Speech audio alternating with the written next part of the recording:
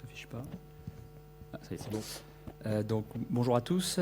Merci à la Saphir de me permettre de présenter dans ce sujet. Donc, je reprends un peu sur la chirurgie lenticulaire, donc, avec une nouveauté, donc, qui est le contrôle de la cyclotorsion, que j'aurais dû intituler automatique. Donc, le contrôle automatique de la cyclotorsion avec le Smile Pro. Je n'ai pas conflit d'intérêt pour cette intervention. Donc, comme le professeur Offard l'a présenté, la chirurgie lenticulaire, et notamment la technique Smile, a démontré son efficacité pour le traitement de la myopie. Ça permet également de traiter les astigmatismes myopiques et l'hypermétropie très récemment, avec des résultats qui sont comparables à ceux du LASIK. Pour les astigmatismes légers à modérés, pour les astigmatismes plus importants, il y a moins d'études sur le sujet, le LASIK étant souvent préféré par les chirurgiens, et ce probablement en raison de l'absence de contrôle automatique de la cyclotorsion avec le Smile, ce qui peut limiter la précision de la correction dans les astigmatismes importants. Auparavant, avec le Visumax 500, on pouvait faire un contrôle manuel de la cyclotorsion. Alors c'était un peu archaïque, on faisait un repérage de l'axe 0-180 degrés en lampe à fente, et en fait on tournait le cône d'implanation manuellement.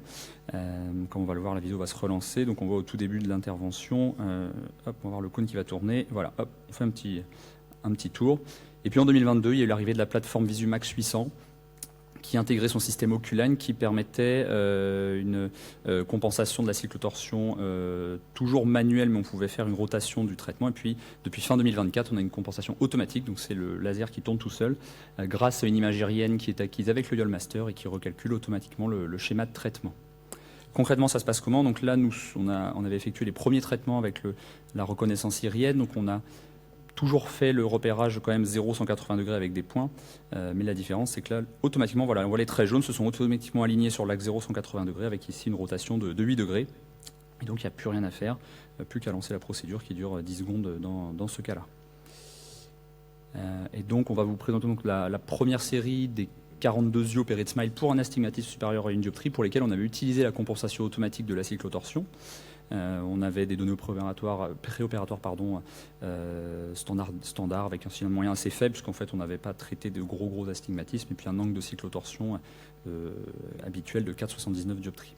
Les résultats à 2 mois sont satisfaisants, avec une acuité visuelle sans correction de un peu plus de 10 dixièmes, un faible équivalent sphérique, et puis un cylindre moyen de 0,2 dioptries sans complications pour ces patients.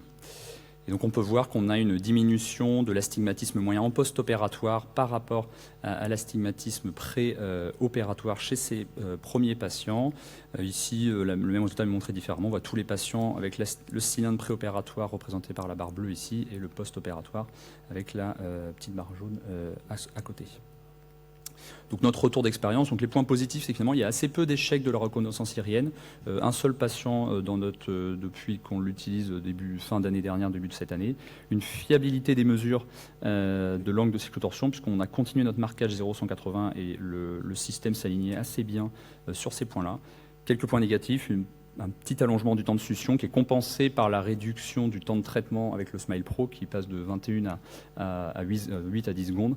Et puis peut-être le point négatif, c'est la nécessité d'avoir de couplage avec le YOL 700, donc ça veut dire posséder la machine, et puis donc un examen supplémentaire en préopératoire, ce qui n'est pas un frein majeur, mais bon, malgré tout, ça peut, dans certains cas, être un peu limitant.